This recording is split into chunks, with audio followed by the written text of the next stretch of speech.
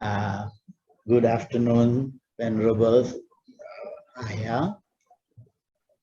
Good afternoon, brothers and sisters in the Dhamma. Today is session 2. What is Kamma? In the last session, we explored what it is that concerns us most. We have heard so much about karma from all sorts of sources, including Hollywood, and we wanted to know what uh, is karma from that perspective, from a common layman's perspective. Okay, and we address things like inequality, cause and effect, these general things. Today, let's go a little bit deeper and ask, what do we mean by karma from a Buddhist point of view? Difference between what the common man understands as karma and what the Buddha taught as karma. Okay, let's see in the next half an hour whether we can go a little bit deeper. Now, in doing so, we will explore the nature of karma and how it functions. Okay, and for that, my source of the book is at the bottom of your screen. My source, the Venerable Payutto, he has chosen to divide this karma into different functions. One is karma as intention, one is karma as conditioning factor. Intention, conditioning factor, and then personal responsibility. That is the ethical part, which concerns us a lot, and how karma affects society. Now, I must mention that there are many ways in which the karma can be classified. This is one way, all right, but it's not the only way. Yeah, if you go into Venerable Narada's book, now he will show us the commentaries, how the commentaries put together the karma. So there's many, and this is just one aspect of it. In half an hour, we can't cover all, but hopefully it will encourage you to go deeper and deeper. This is just barely scratching the surface, all right? But there's a huge amount to be learned about what is karma, okay? All right. To begin with, I think we've already discussed this the last time. The general explanation, translation of this word, this Pali word kamma or Sanskrit word karma, yeah, is translated into action, okay? But in common man's language, we call it action. But in Dhamma language, for it to qualify as karma, this is a very important point. When we are speaking in Dharma language, yeah, when we talk about karma, what constitutes karma is when that action is performed with intention. Yeah, is intention. Yeah, without intention, it doesn't bring down. It's another important point to remember. Without intention, the action does not become karmic. Yeah? So we may do things where we do a lot of action. For example, I will take a piece of paper and I tear a paper.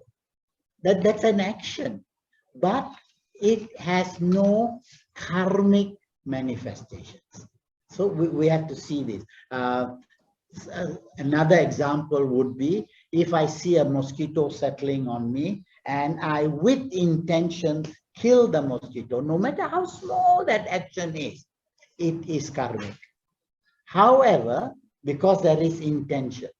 However, if I am lying down on my pillow and there happened to be a mosquito on the pillow and I squash it, I didn't even know the mosquito was there. There is no intention.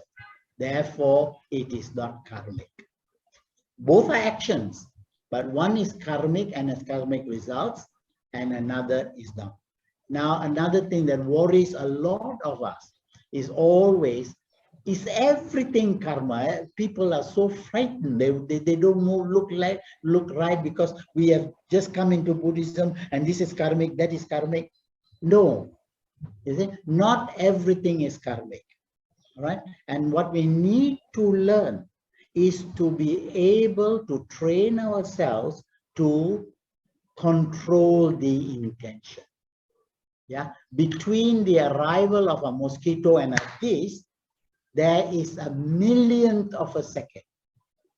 It is so fast, but we have to train ourselves between the coming of the mosquito and my decision to, do I do that or do I stop? It's a split-second decision. How do I train myself to all the time watch my intentions? Now that is the purpose of following the Buddhist path. And when we understand that from a theoretical point of view, then we put it into practice. Okay, now let's continue.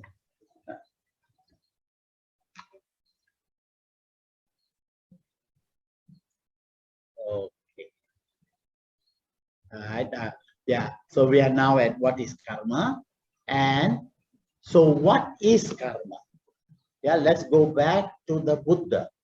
Yeah. The Buddha says, "I declare," or I declare. That means it is the Buddha word.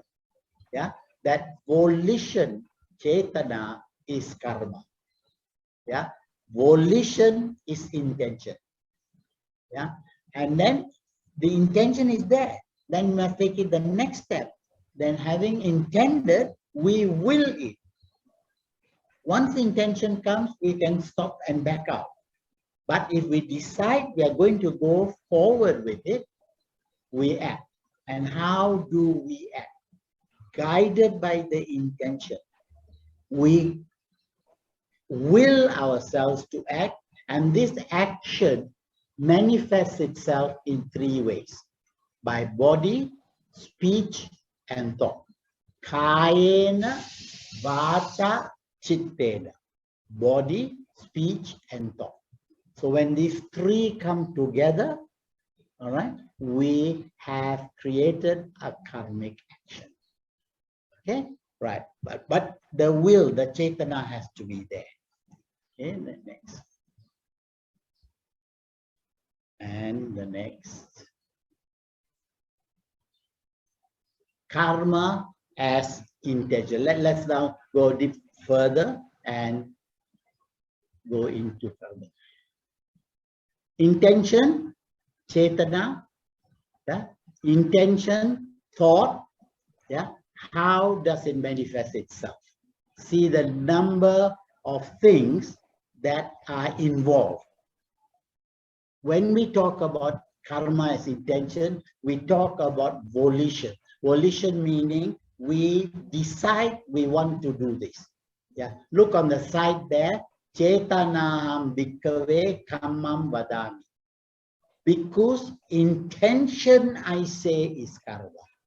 Yeah, having will, we create karma through body, speech, and that's in the Anguttara Nikaya. Okay, and what does that involve? It involves volition. It involves a choice. I want to kill the mosquito, and I decide not to. There's a choice. Everything happens split second. In Buddhism, yeah, where split second is defined as a millionth of a second. It's a trillionth of a second. It's so fast, which is why we need to train the mind day in and day out to be able to stop before we let go. That's the difference between a trained mind and an untrained mind. Okay, so volition, choice, the will. If you don't decide to do it and say I want to do it, then it doesn't constitute a karmic act. And then comes the decision to do it. And having done, come up to that level, you can still back up. See, you can back out because then you apply the energy which leads to the action. Please spend some time thinking about these different levels which all must come together. Okay, and it is intention which instigates and directs all. Look at this word all. Instigates and directs all human actions. Okay, everything has to be directed by the mind, and that brings us to the Dhammapada. Yeah, the first verse of the Dhammapada says, yeah, Mano Pubbangama Dhamma, Mano Setta Mano Maya. Mind is the forerunner of all states. You can see how in Buddhism, everything depends on the mind. Everything goes back to the mind. So our entire Buddhist path, yeah, depends on us training the mind. Yeah, not faith, not whatever, but training the mind. And that is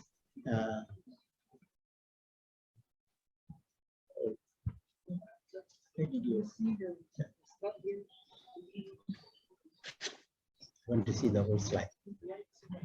Yeah. Okay. Yeah, and it instigates and directs all human actions. Keep this in mind throughout our discussion. Yeah, and it is the agent. Intention is the prompting force in all human creation and destruction.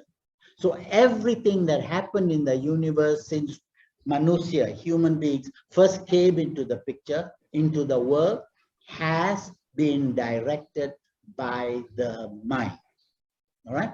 And why do we say humans? Because the word for human is manusya. Manusya, that which has a mind to think. Now, using that mind, yeah, we developed the intention. And intention directed the entire development of our universe. All right. And that is why we are called manusya. Okay, let's go on to the next.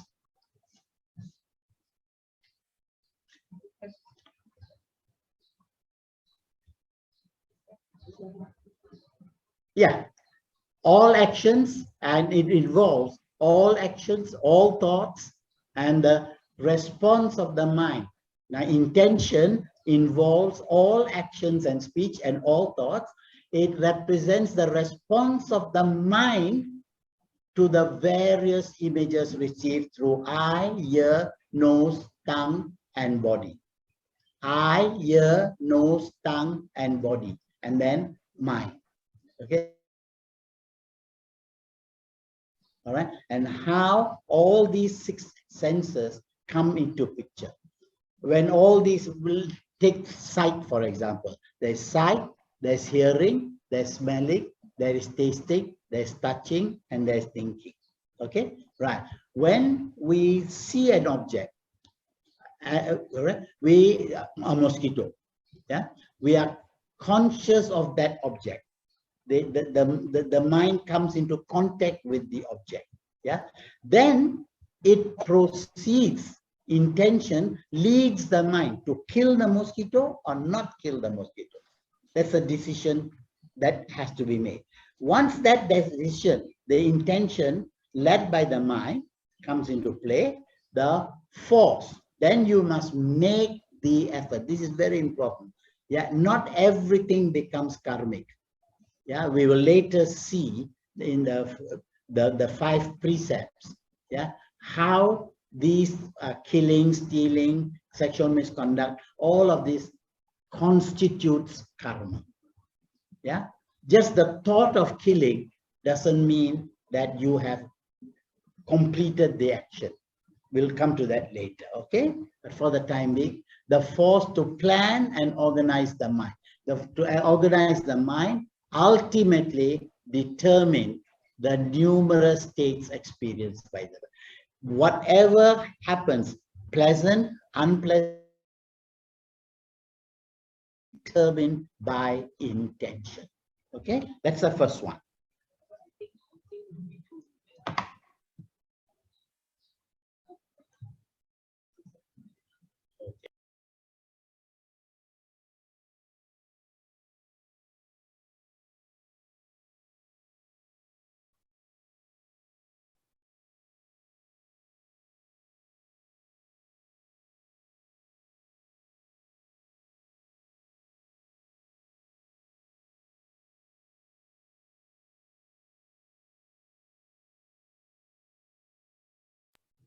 Can you see the slide?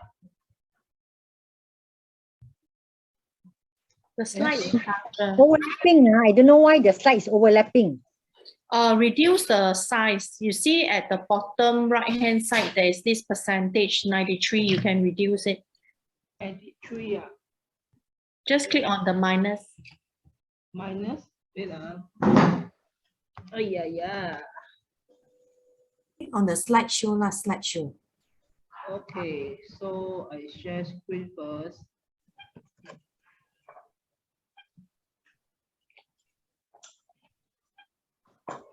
Okay, slideshow.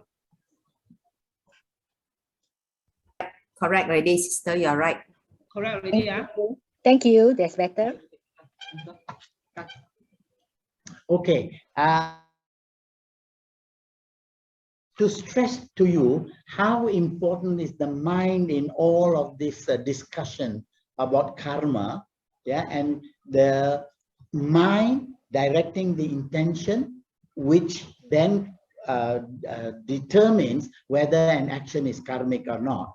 And also in our Buddhist practice, in the practice of Buddhism, yeah, bringing it down from the theory level to the practical level, how important it is for us to recognize, yeah, that these thoughts that have to be governed have to be constantly kept in mind.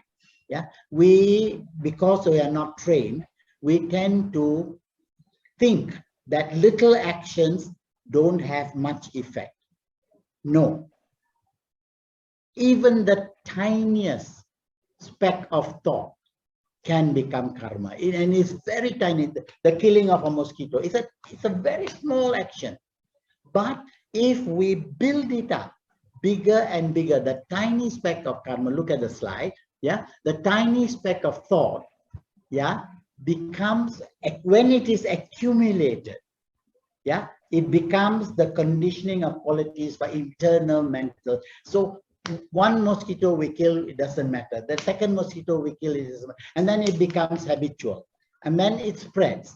So the mind allows the killing as a general thing. We accept it, and that's happening because of mass media today. We see so much of killing, so much of violence, that we have become immune to it. Now, when we are following the Buddha's path, we must be very, very careful to watch even the tiniest speck, to watch it, and then to use our intention to make the choice, whether it is something I want to follow or something I want to stop. Yeah. So the repeated intensity, and that gives rise to character results. You saw that? The character result. So killing, violence, we allow that, and it becomes part of us. Now, when we get onto the Buddha path, we got to reverse that. We got to reverse that and watch everything that the mind does. Sure that later we are coming to kusala and akusala, meaning positive and negative. Yeah, we have to constantly bear in mind that we have to develop more and more positive karmic actions. Okay, so karma as intention. Okay, next.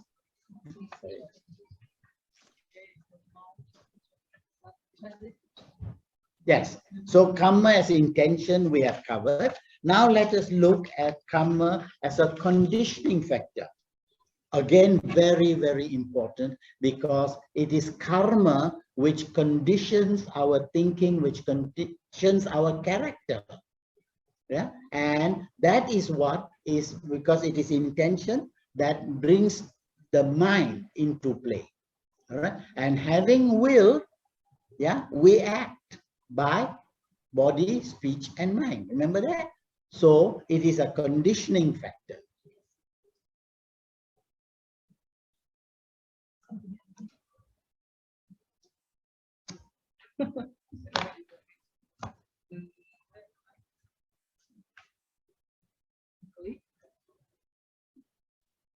Just, yeah, arrow down. Oh, okay.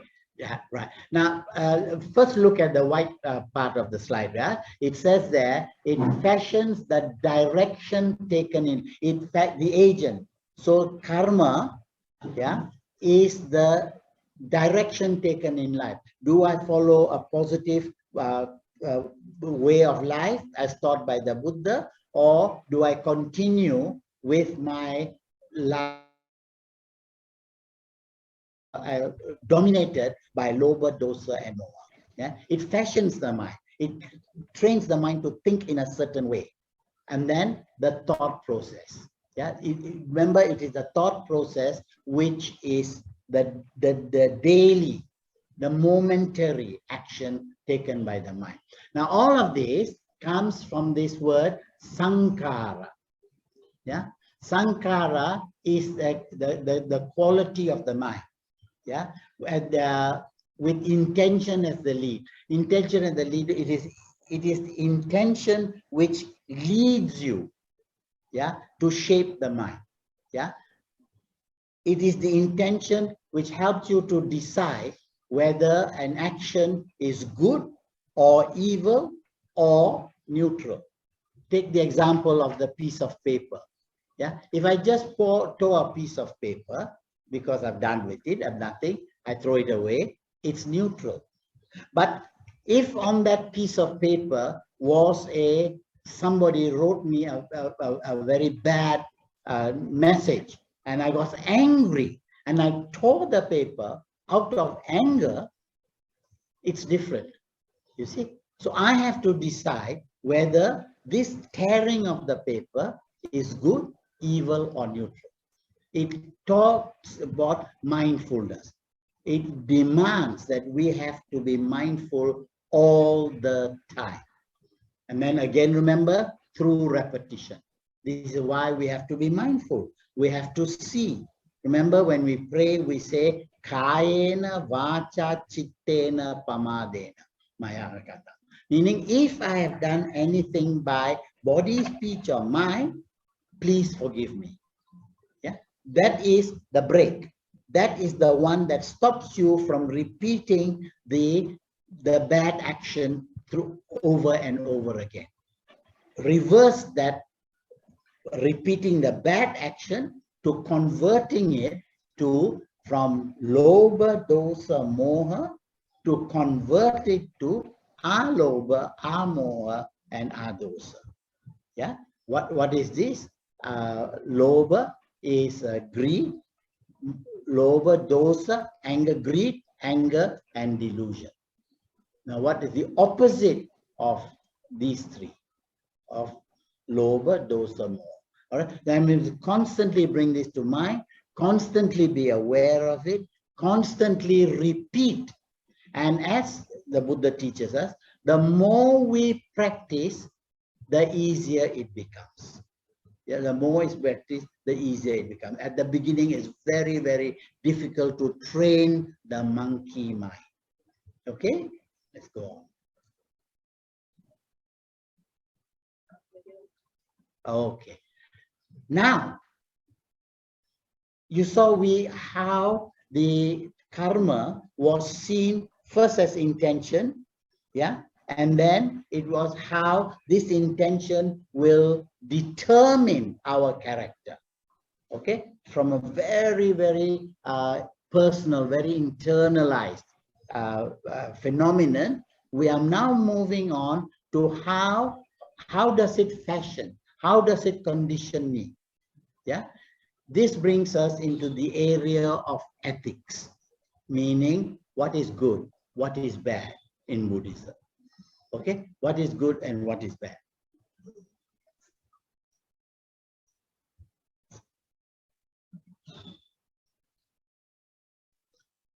Personal responsibility to encourage, and this is the path, the goal of Buddhist practice, to encourage responsible action and the making of good karma. Now we'll have to look at this word good karma. What is good and what is bad karma? We'll come to that later. Kusala and akusala.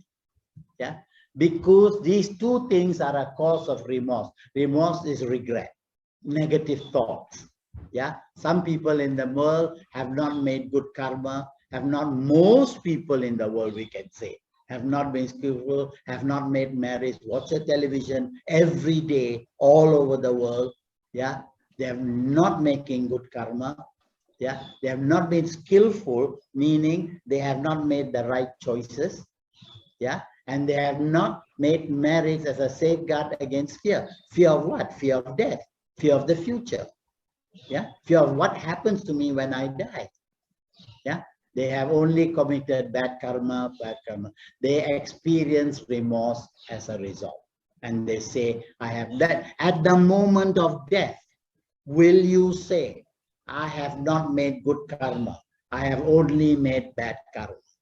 The moment is now for us to change course from this, yeah, this result, this regret, this fear that I have not done it, change it, so that at the moment of death, yeah, we will only be assured that a good rebirth awaits us. Okay.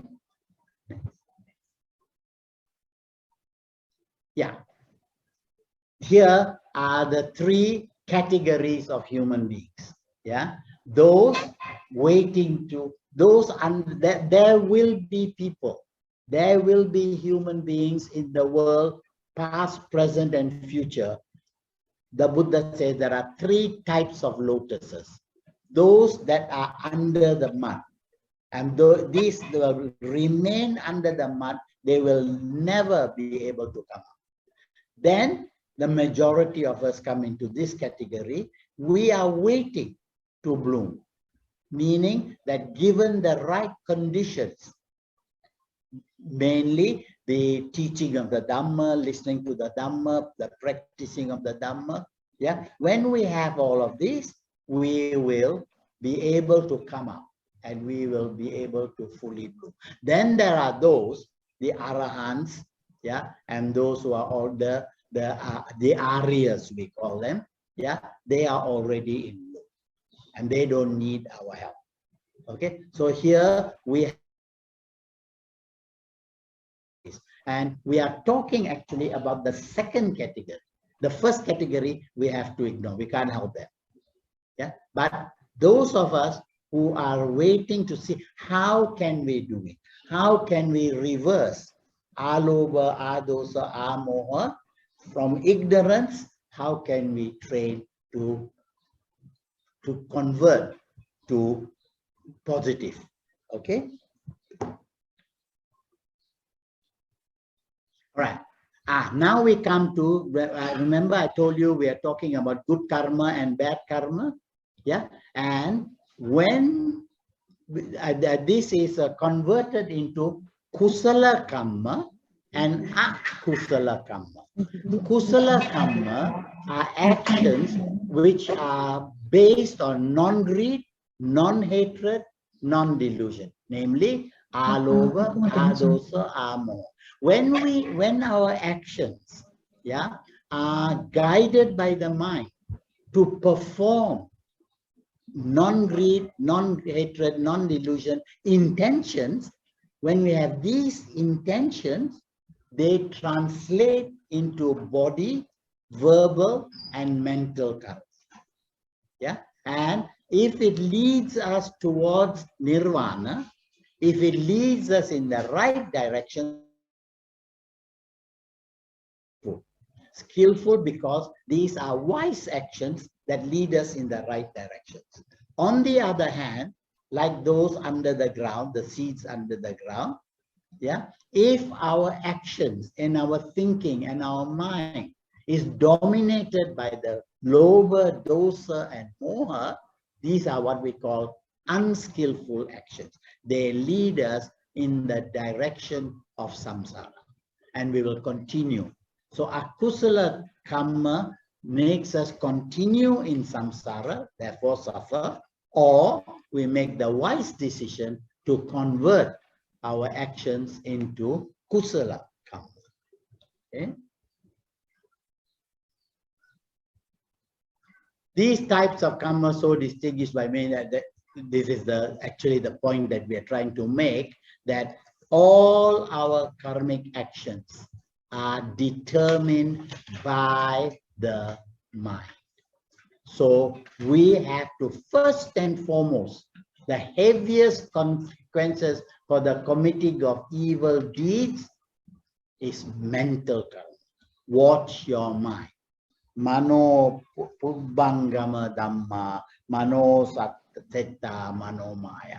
Mind is the forerunner of all states.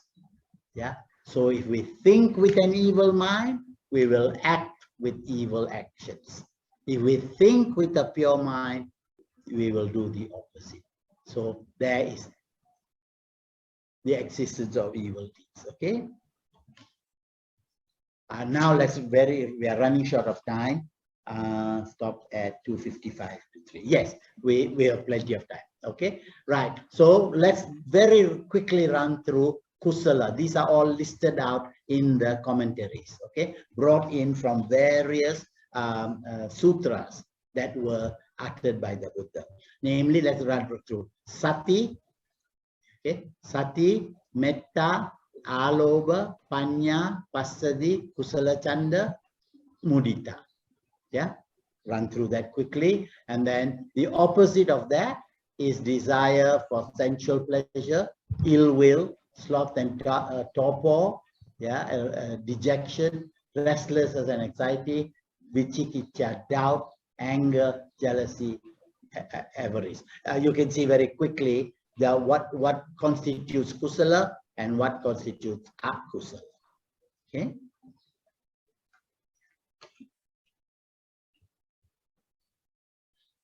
And akusala, again, 10 unskillful thoughts, yeah, deeds, word, and mind, killing, stealing, unchastity. These are all in our 5 precepts. And then when it comes to speech, it's divided into 4. Again, see how difficult it is for us to control the speech. Lying, slandering, frivolous speech, and frivolous talk. And then the mind, yeah, greed, ill will, and false view. Okay. We can go very fast now. Okay, then killing. Now remember I said that not every intention, every thought that you had is karmic. Before the thought becomes karmic, there are certain things that need to be looked at.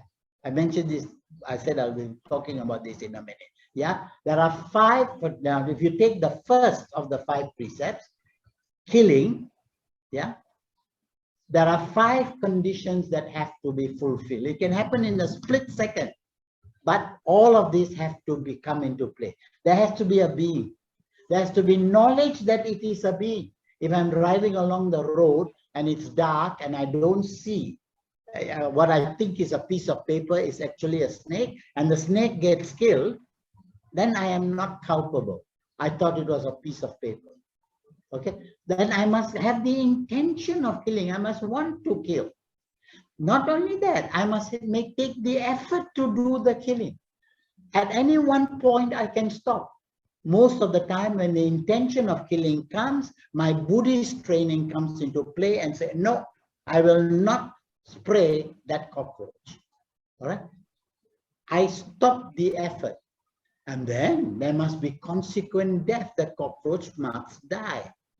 It's when all these have been perpetrated, have been followed, then only it constitutes a karmic act.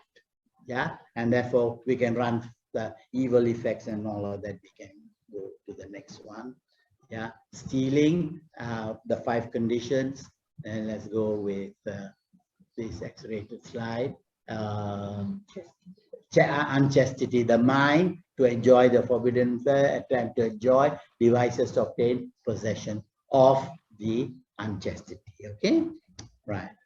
No more lies. There must be intentions. So let's go through this quickly because we are running short of time.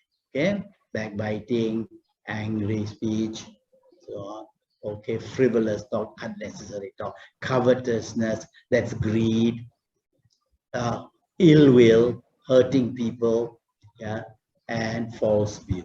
So these are the 10, and I hope I explained to you that just the thought does not constitute a karmic action. You must go through. The problem is it happens so fast that the untrained mind is usually lost.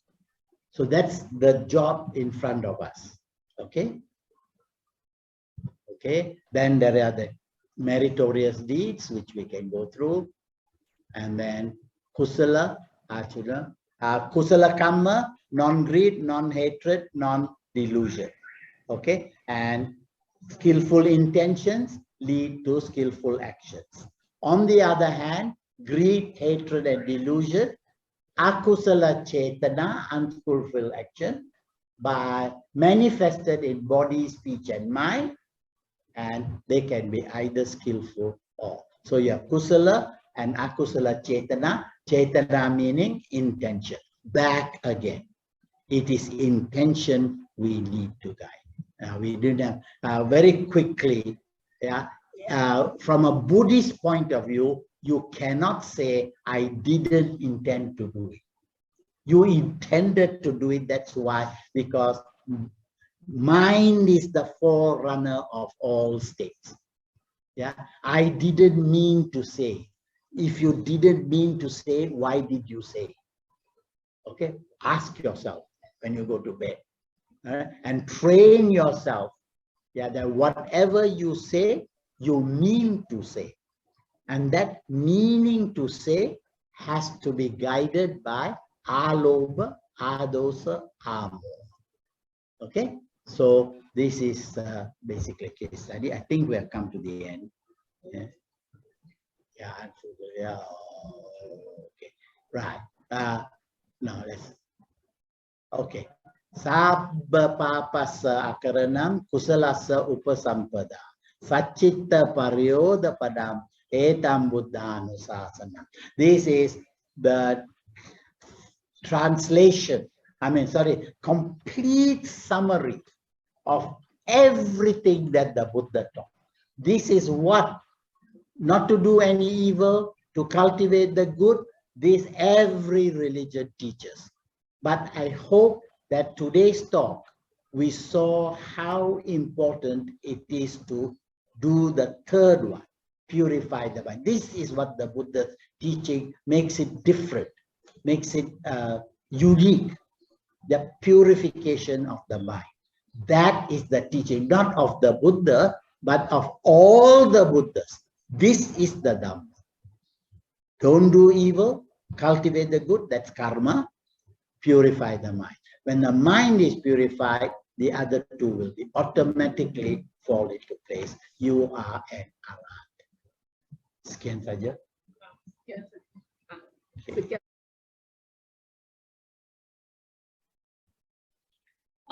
Uncle Vijaya, just now you show the 10 akusala, right? And then after that, you break it down to every single slide. There are 10 slides. And there are examples. Would it be possible for you to share the presentation slide with us? The 10 kusala. Yeah. Would it be possible for you to send it via email? Oh. Yeah, whichever. Okay, can you? You want to share screen? No, unmute me. No, it's okay. You want to share screen? No. No. Yeah, share screen. Share screen. No. Wait, Which one? No, I want to speak. Oh, you can speak now. Okay, sorry if I heard you correctly. I was confused here. You want those slides? I only interested in that 10 akusala in the. Oh, okay, Just okay. now I only took a picture up to 4, I think. Oh, okay, okay. I think it will be available. You can ask Andrea to send it to you. Okay, sure. Yes, We got the whole thing. Yeah. But it is you can just Google it, you know. The kusala and akusala. Okay. I think Yeah, brother but maybe I can pass Andrea it to can you. send it to everybody. Yes, Uncle Vijaya, I could actually send it to everyone. Yeah. Okay. Thanks. No Okay. problem. Thank you. Thank you. Okay. Vijaya, what is is there any overlap on the 5 hindrances versus akusala? The 5 hindrances? Yes. Yeah. Sloth and torpor. Is Yeah. overlap? Yeah. Sorry. Is there? No, not only in the 5 what do you call it, the 5 hindrances, but there is a whole lot of overlap everywhere. Right? We have to learn that, because otherwise it can be confusing. Yeah. Because in one sutra the Buddha says something, and then in another sutra he doesn't say 5, he says 3. That because it depended on the listener. So on the occasion. So on different occasions, the Buddha put different. So what the commentaries did was they put them together. So when you ask why is there 5 here and only 3 here, it's because of this. You understand? So that means the akusala, I mean the 5 hindrance is the subset of akusala. It's a subset. It's a subset. Then the 5 precepts, yeah, and then when it comes to speech, it expands. Right. So that we have to learn to read the sutras that way. Okay. And that's where the commentaries help, because they bring this together. And when we read the Venerable Narada and all of that, they help us to make sense of it. Okay. Okay, thank you, Uncle. So yes, it will appear, certain things appear in different places, in different configurations. Okay.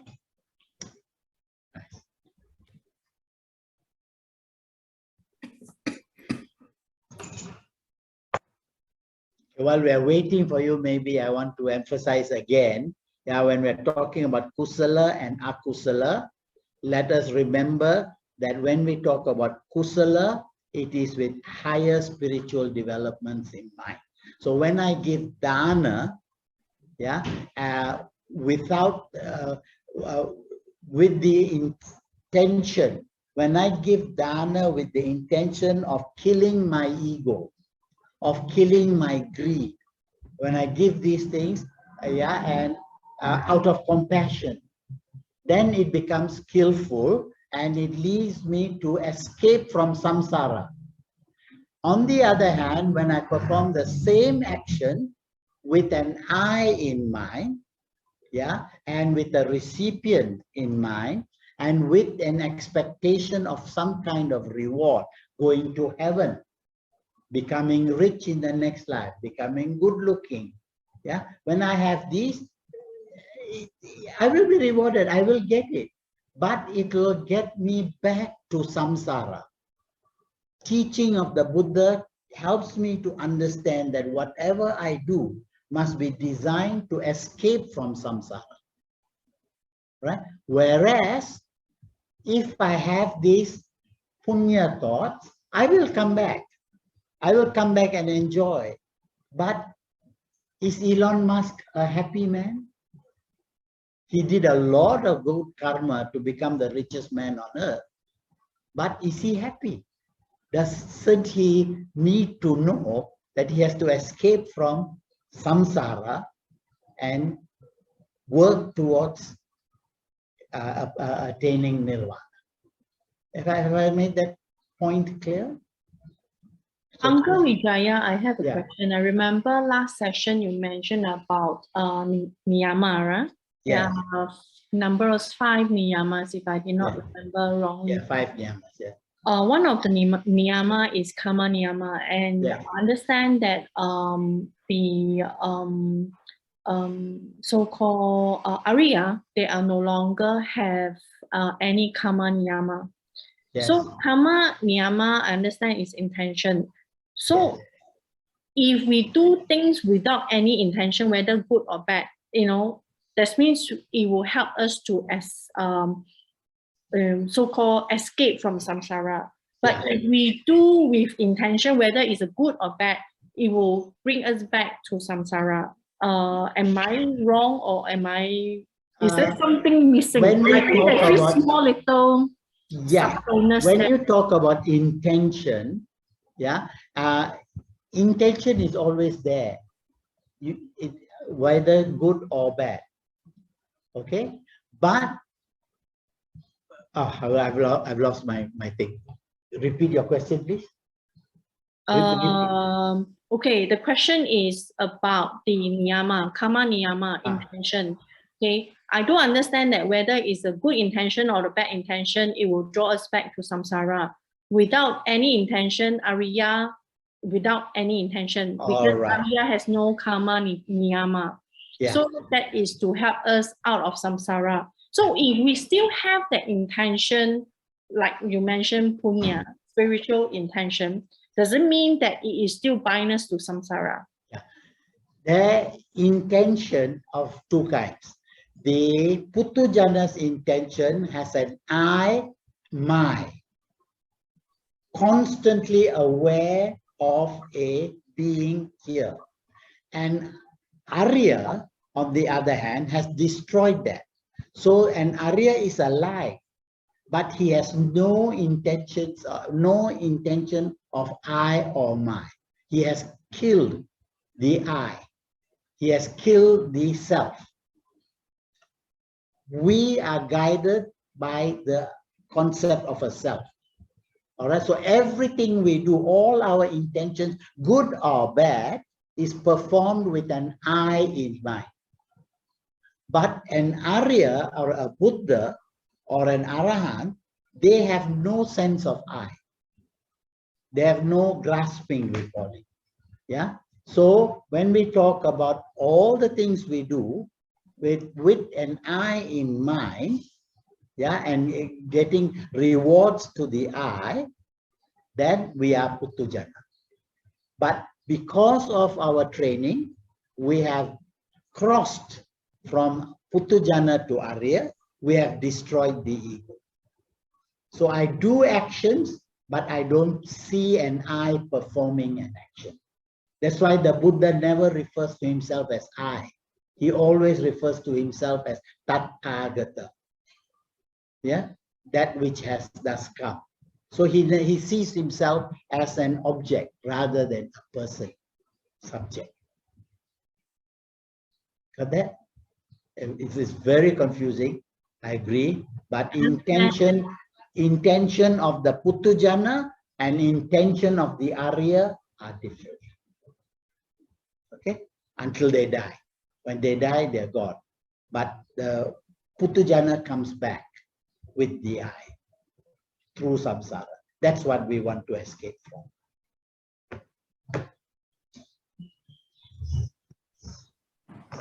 Hi, Uncle Vijaya. This is Sister Anandi here. Yeah. Yeah. So Where? I would like to ask that, right, for the karma, with the intentions, we are talking about this life. So we will try to prevent or build the maintain the good intentions to prevent building or doing bad karmas. But how about the past lives karma, that inherited or, Yes. somehow that comes to this life? Yeah. Yes. It's all stored in our subconscious. All right. And the mind is polluted. And when in Paticca Samuppada, yeah, what begins the whole process is avidya, not knowing things as they really are.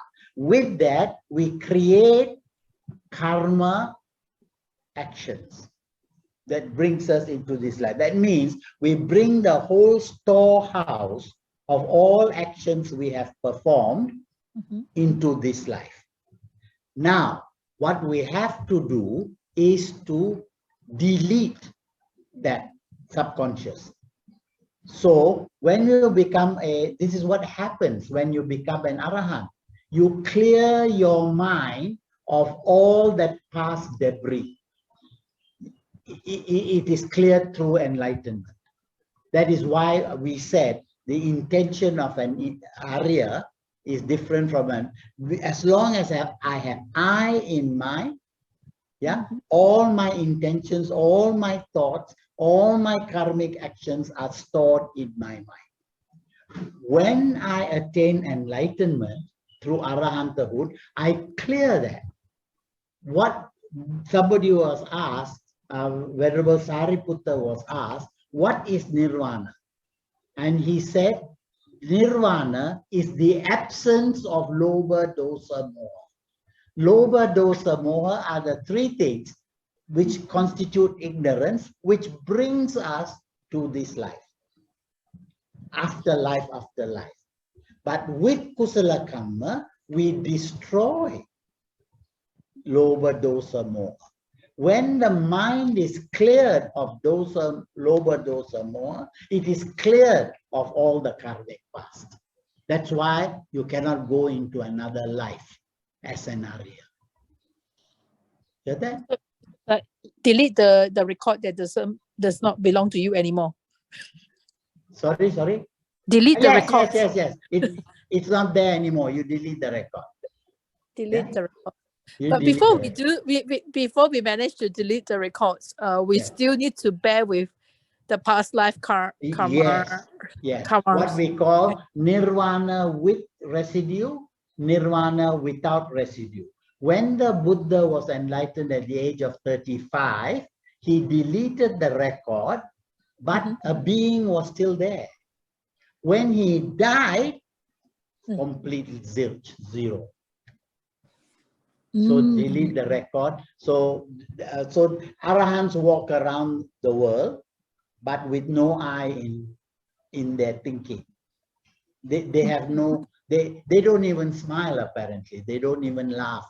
They don't understand jokes because it's completely clear. They don't dream because all of this is clear. Okay. So is there anything we can do to reduce the past life karmic effect in this life? Oh yes, the lump of salt. I think that's the next talk where we will say that the more you develop good thoughts, the more you develop positive thinking, the more you develop kusala kamma, the less your akusala kamma has the chance, or punya kamma has to manifest itself. You see, that we call that in the Anguttara Nikaya. Shall I explain that quickly? Okay. What it says is the Buddha says that if you have to pay back all your past karma, good and bad, it will never end. If you have that kind of attitude, then it is very fatalistic. It cannot be. However, the Buddha says, on the other hand, if you can reduce the effects of past karma, then there is a purpose in the spiritual life. Because that's what we are doing now. We have inherited so much from the past. Now more, and a lot of it is bad. Bad manifesting itself gives us negative experiences. But knowing that, we start doing good karma, kusala karma, based on adosa, amoha, and alobha.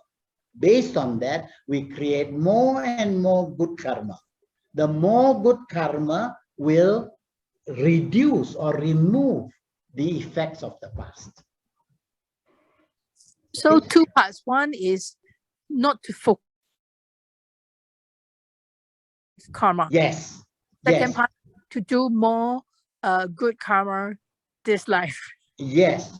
So that he talks about, in order to remove a peg, yeah, a carpenter, yeah, if he wants to remove a peg, what does he do? he puts another peg in to push it out. So you see, push another. So here is the bad karma. Yeah, you put a good karma in to push out the bad karma. See how it works? Yeah. Okay. Thank you, Uncle. Very well explained. Simple to become 2 points. Oh, yes. Question? Uncle, there's another question. I think Sister Sinloy has a question. Goes over to you, Sister Sinloy. Uncle Vijaya. Yeah. Let's say I have a pest problem at my house. I have white ants. I have cockroach. All right. Okay. There's good karma and there's bad karma. So if I kill them, it's bad karma. Okay. But if I have already be very mindful and think of all sorts of solution, all sorts. All right, that I can think of and ask people for advice, this and that, ask the expert for advice. Still, there's no solution except for killing them. I'm doing it mindfully, not because I hate them, just because like let's say the dengue and all that, I have to reduce the risk of them bringing sickness to the neighborhood around. Okay, so I make decision to kill them. So when I make the decision to kill them, there will be bad karma that I've created. But they also have good karma that I've created. So can it like neutral out and then become no karma? Yes, it will. Okay, yes, right. It will. Because we are born into this samsaric world, we are compromised. Yeah, we have to dig the ground. We have to eat. In digging the ground, we need to kill the worms. Similarly, in survival, I have to kill the ants. But you are not doing it with anger, hatred, greed, and you are not developing huge amounts of negative karma in your mind. There's a lot of remorse. You don't want to do it, but there is no choice.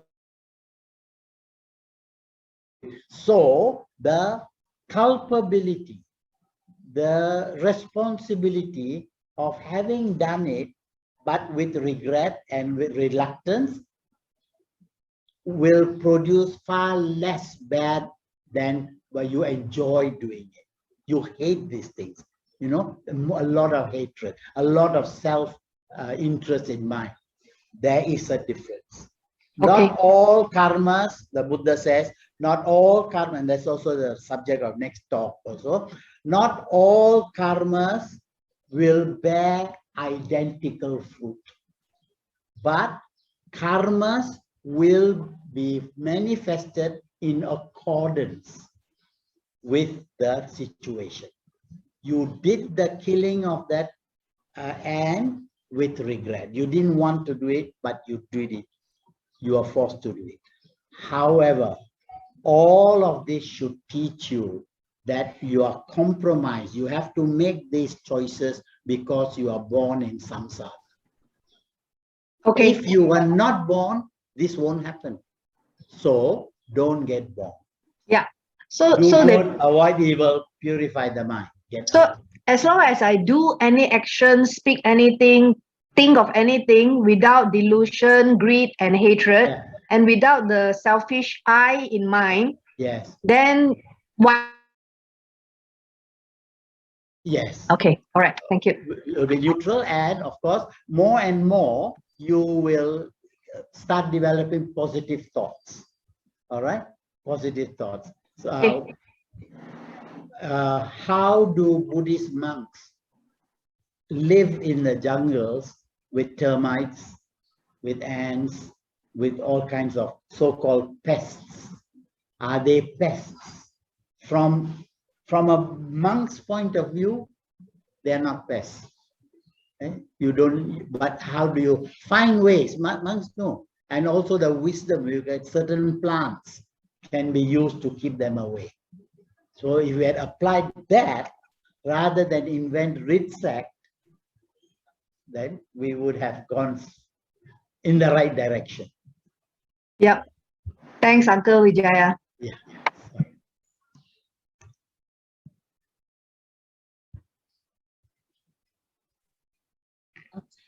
Okay, thank you, Uncle Vijaya. May we now invite Aya to say a few words on our topic today?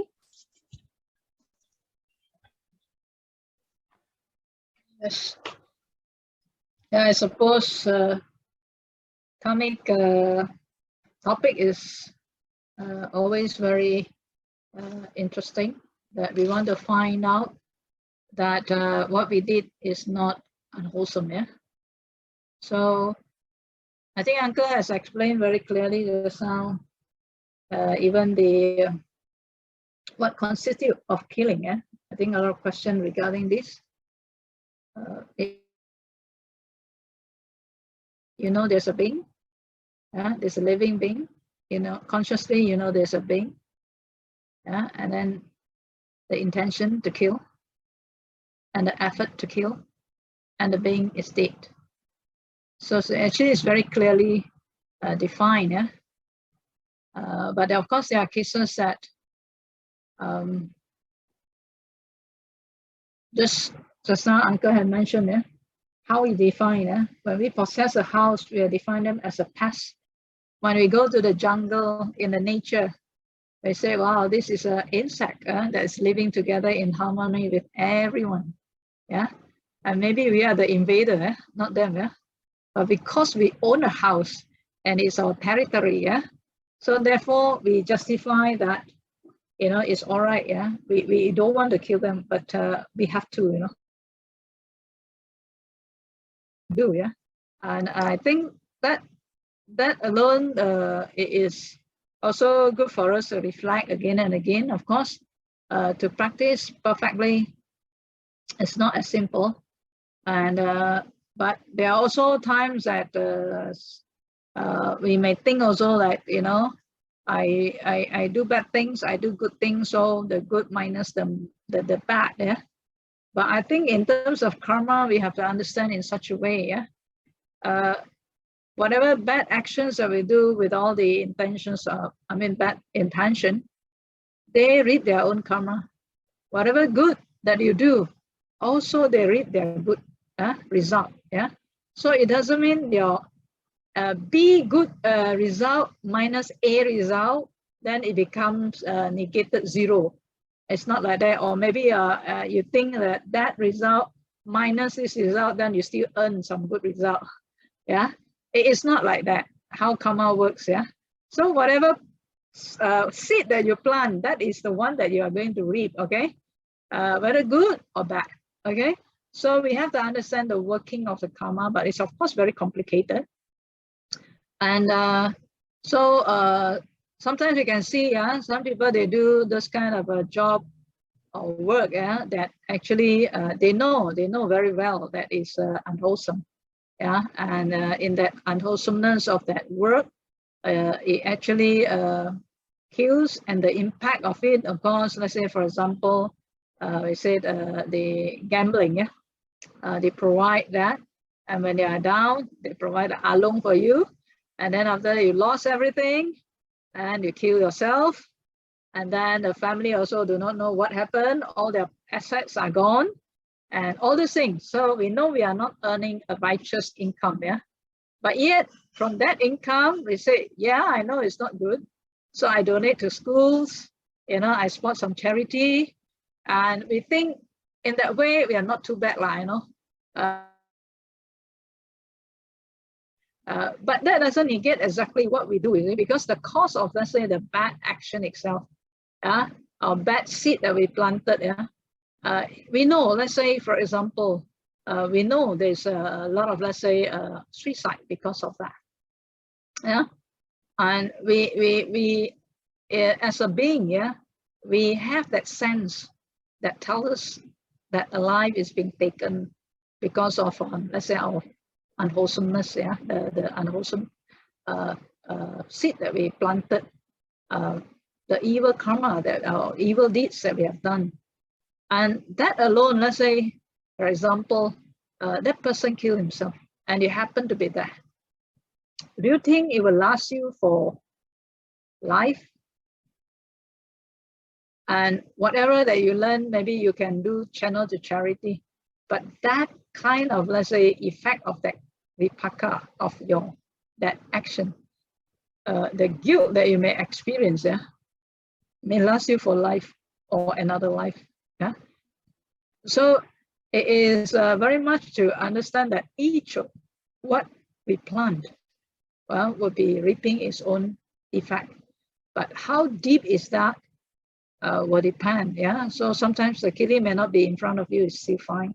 Yeah. But when the killing itself is in front of you, I think, for example, very easy. You just go and look at those, let's say, we are not saying we are killing.